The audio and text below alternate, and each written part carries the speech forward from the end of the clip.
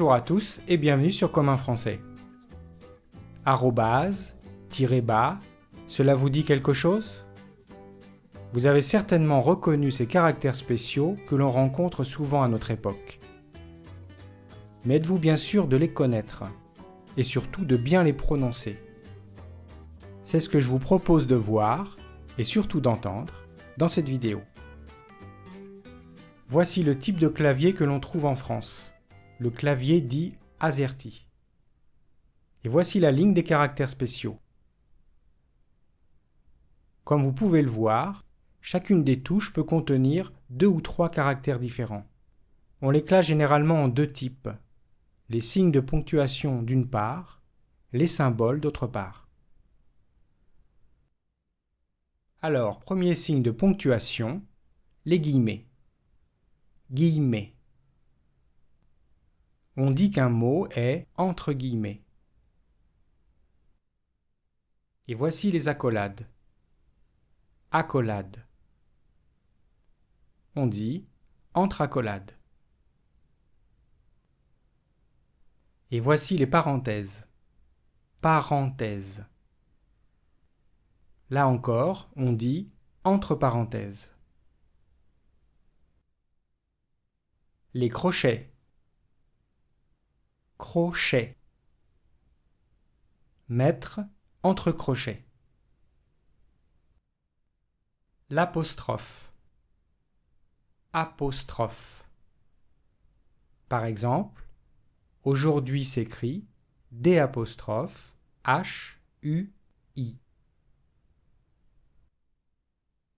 Très fréquent dans l'orthographe française pour les mots composés, le tiret.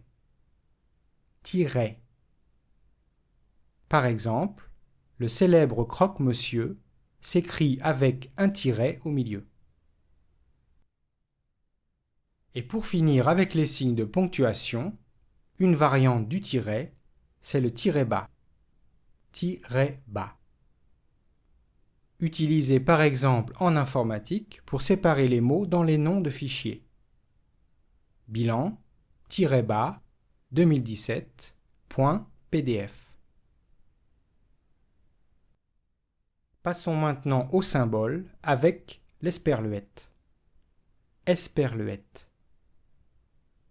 Un très joli nom, mais rarement prononcé tel quel, puisque ce symbole, qui veut dire « et », n'a qu'un rôle esthétique. Donc dans ce cas, on dira tout simplement « toi et moi ». Voici un symbole qui fait désormais partie de notre quotidien. L'arrobase. Arrobase. Par exemple, on lira cette adresse email contact@communfrançais.com.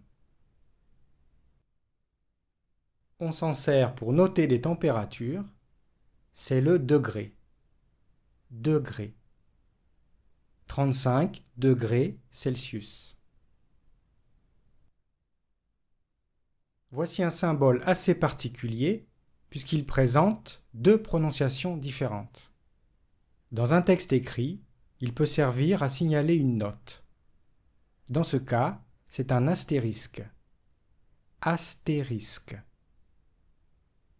Par contre, quand le symbole se trouve sur le clavier d'un téléphone, alors c'est une étoile. Étoile.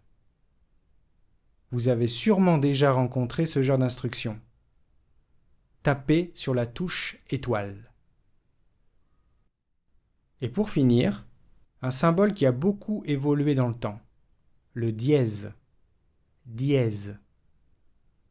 Traditionnellement utilisé sur les partitions musicales, il a également trouvé place sur les claviers de nos téléphones.